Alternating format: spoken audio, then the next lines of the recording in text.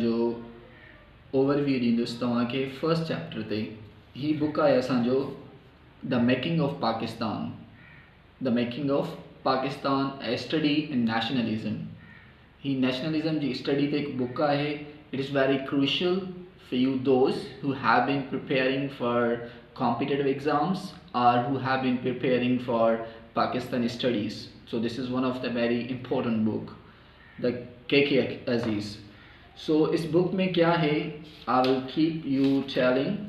The major points of this book is, this book depicts, shed lights on the some historical, cultural, psychological and religious and political aspects के कौन से political, religious, psychological और हमारे cultural हैं जो मुस्लिम nationalism को जिन्होंने promote किया, यानी before the partition of Pakistan, Pakistan की पार्टीशन से पहले ये कौन से बेसिक फैक्टर्स थे जिन्होंने मुस्लिम नेशनलिज्म को राइज दिया और 1947 में पाकिस्तान की इस्टेब्लिशमेंट हुई, separate nation, separate country for the Muslims.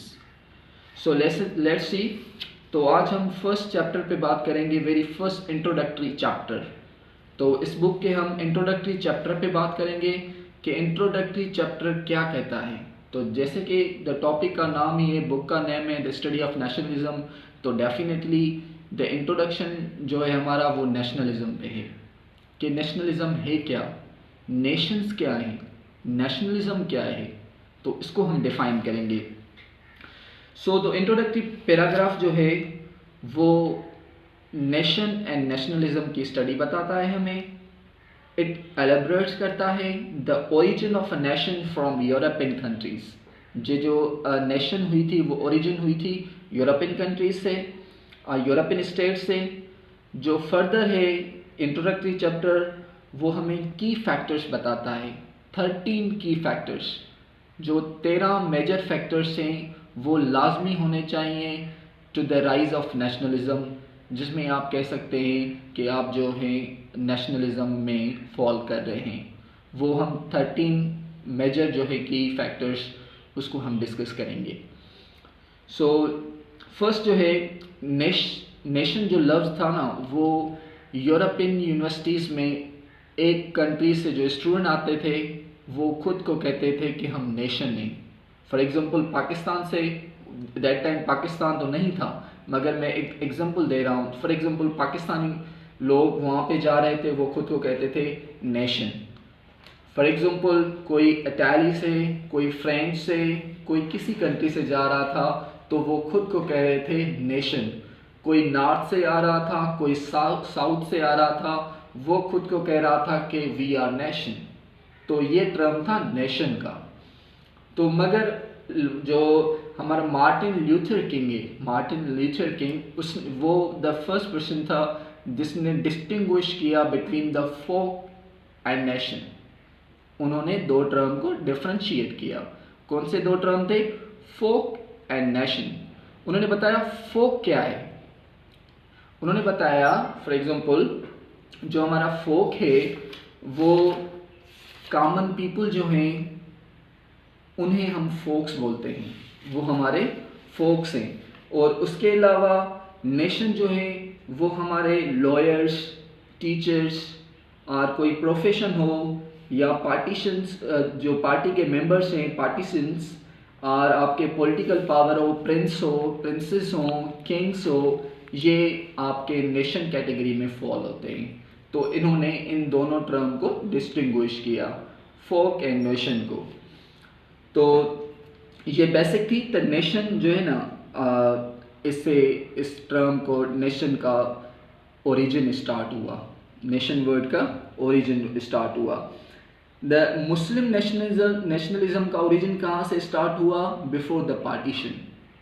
जब मुसलमान समझने लगे उनके ऊपर एक नॉन मुस्लिम लैंग्वेज जो है वो उसके ऊपर इन्फ्लुएंस की जा रही है, उर्दू को रिप्लेस किया जा रहा है हिंदुज़म के साथ, हिंदी लैंग्वेज के साथ, और उनके राइट्स को सप्रेस किया जा रहा है। तो यहाँ से बर्थ होता है द मुस्लिम नेशनलिज्म का। तो सिमिलरली तो इसका फर्स्ट हम डिस्कस करेंगे, जैसे कि मैंने आपको पहले ही बताया कि नेशनलिज्म के लिए आपको 13 की पॉइंट्स होने चाहिए। तो नंबर 1 की पॉइंट्स कौन सा है नेशनलिज्म का? नंबर 1 की पॉइंट्स है कॉमन ग्रुप्स। तो before the fall of the nationalism you must have a common group. आपको एक कॉमन ग्रुप होना चाहिए। जैसे कि बिफोर द पार्टीशन के बाद मुस्लिम जो हैं वो एक कॉमन ग्रुप था। मेजॉरिटी में हिंदू थे और मिनॉरिटी में मुस्लिम था।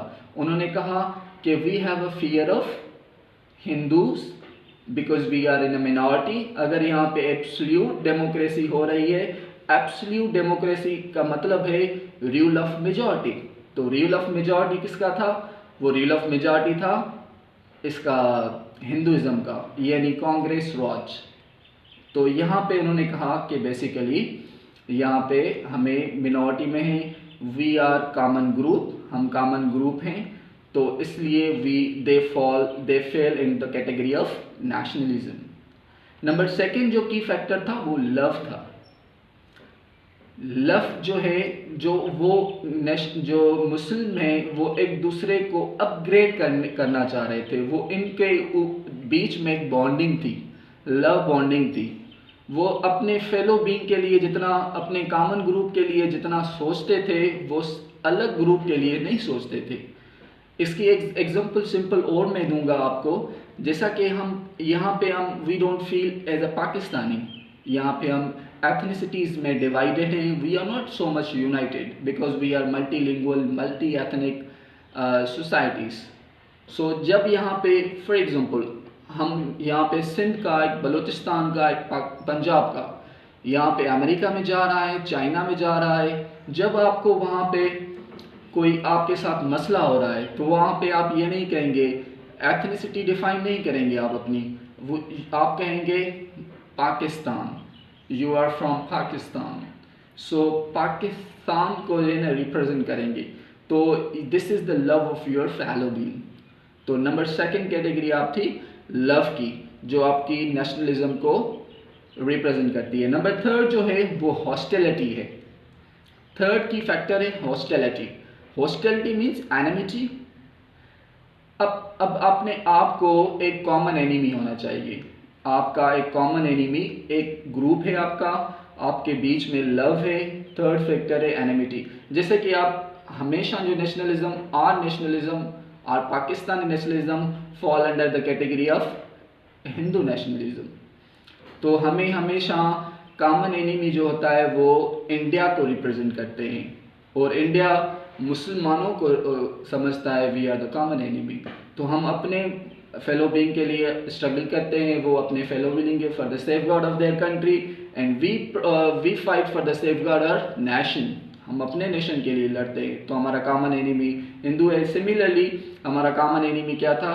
वो उस टाइम था हिंदू, क्योंकि we wanted a separate Muslim state. जैसे कायद-ए-आज़म ने कहा था, we do not need a separate territory.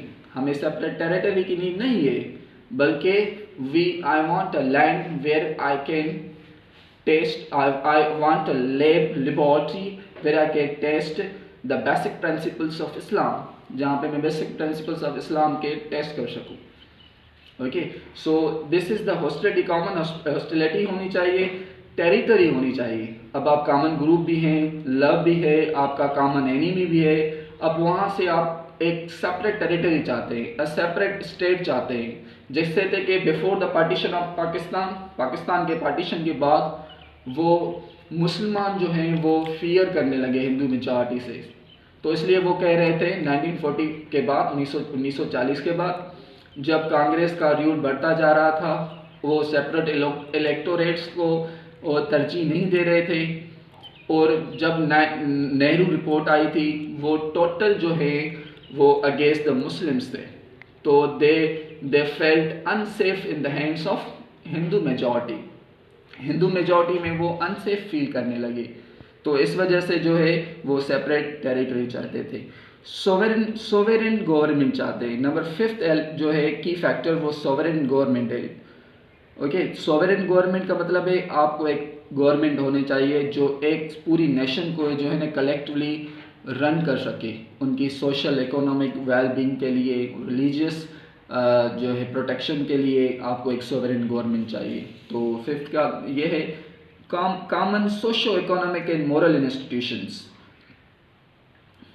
Six factor जो की फैक्टर है आपका common socio economic and moral institutions. अब आपके साथ आपके पास जो है कॉमन ग्रुप भी हो गया, लव भी हो गया, हॉस्टिलिटी भी हो गई, टेरिटरी भी हो गई, सॉवरेन स्टेट्स भी हो गई, सॉवरेन गवर्नमेंट भी हो गई आपकी, सॉरी, और common social economic and moral institutions होने चाहिए आपकी मोरल जो है वो अच्छी होनी चाहिए आप अपने नेशन के लिए उनकी सोशल पॉवर्टी रिडक्शन के लिए कुछ काम करें, आप जो है वेमेन एम्पावरमेंट पे काम करें, आप एजुकेशन पे काम करें for the wellbeing of your nation, आप उनकी इकोनॉमिक जो है वेलबींग पे काम करें, उन्हें इकोनॉमिक बूस्ट करें कंट्री को, एक प्राइड होना चाहिए, एक प्रेस्टीज होनी चाहिए।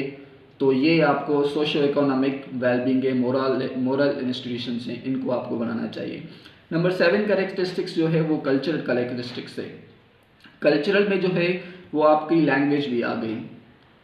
आप जो है सेम जैसे कि मुसलमानों की एक उर्दू लैंग्वेज थी before the partition of Pakistan against the Hindu language, तो वो जो है कल्चरल कैरेक्टरिस्टिक्स था जिन्होंने वो उर्दू लैंग्वेज को आगे राइज किया और एक जो है काउंटर जो है ना लैंग्वेज के तौर पे जो है उर्दू को रिप्लेस किया गया अगेंस्ट द, जैसे कि कल्चर करे अगेंस्ट द हिंदी।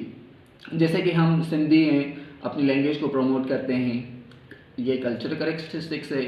पंजाबी हैं वो पंजाबी लैंग्वेज को प्रमोट करते हैं, और जो पश्तून हैं पश्तू लैंग्वेज को प्रमोट करते हैं, और बलोची हैं बलोची लैंग्वेज को प्रमोट करते हैं। तो ये कॉमन कल्चर कैरेक्टरिस्टिक्स है। तो this is also a form of this is also a seventh key factor. तो कॉमन रिलीजन होना चाहिए। हमारा कॉमन रिलीजन क्या था? You know very well, we are the Muslims. So this was our common religion. On the basis of that common religion, we fought with the Hindus. Even 1857 में जो war of independence थी, 1857 में जो वार लगी थी, वो भी हमें अपनी प्रेस्टीज जो है वो रिकवर करने की में हमने मुसलमानों की प्रेस्टीज रिकवर करने के लिए वो भी वार लड़ी थी। ओके, तो ये आप ये भी कह सकते हैं। और कॉमन हिस्ट्री और ओरिजिन होनी चाहिए। मुसलमानों की जो है वो कॉमन जो है ना हिस्ट्री है, कॉमन ओरिजिन है, वो even before the even 1500 before we have a common history and common origin. Common जो है कैरेक्टर होना चाहिए। कॉमन कैरेक्टर एक कॉमन कैरेक्टर जो है आपका ये भी आपका जो है कॉमन कैरेक्टर होना चाहिए। ये भी आपके नेशनल ग्रुप को रिप्रेजेंट करता है। जैसे कि आपकी जियोग्राफी हो गई, आपकी जियोग्राफिकल बाउंड्री हो गई, हिस्ट्री हो गई, रिलीजन हो गया, तो कल्चरल कॉम्बिनेशंस हो गई आपकी। ये कंबाइन मिलकर जो है वो आपका कॉमन कैरेक्टर बनाता है। उसके बाद प्राइड होना चाहिए। आप जो है अपने फेलो बीइंग के लिए प्राइड होना चाहिए, अपने नेशनलिटीज़ के लिए प्राइड होना चाहिए, आप लोग अपने कंट्री के लिए प्राइड होना चाहिए। तो ये आपका जो है 9th जो है फैक्टर है, की फैक्टर है। उसके बाद डिवोशन होना चाहिए आपको। नंबर जो है 12 है, वो आपका डिवोशन होना चाहिए, डिवोशन टू द नेशन।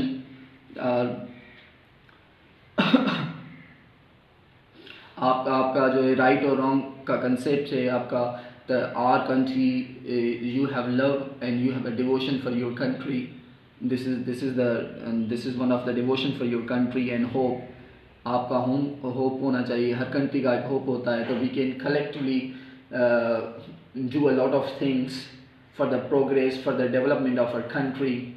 तो ये हर कंट्री को अपने होप होता है। Similarly as a Pakistani we have a hope one day we will be a supreme nation, we will be prestigious nation and we are striving for the same.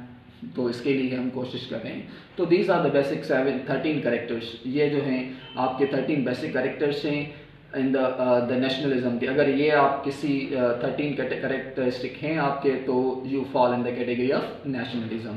So this was the basically end of our lecture on first introductory chapter. We will meet inshallah into the another lecture.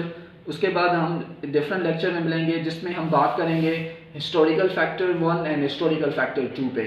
तो ये है इसकी content है इस book की. इसके बाद हम चैप्टर वाइज डिस्कस करते रहेंगे. मैं इस कंप्लीट बुक को की समरी बनाऊंगा इंशाल्लाह, and will be discussing with you all. Our next lecture will be on historical factor 1 and historical factor 2. So we will meet soon. Till that, Allah Hafiz.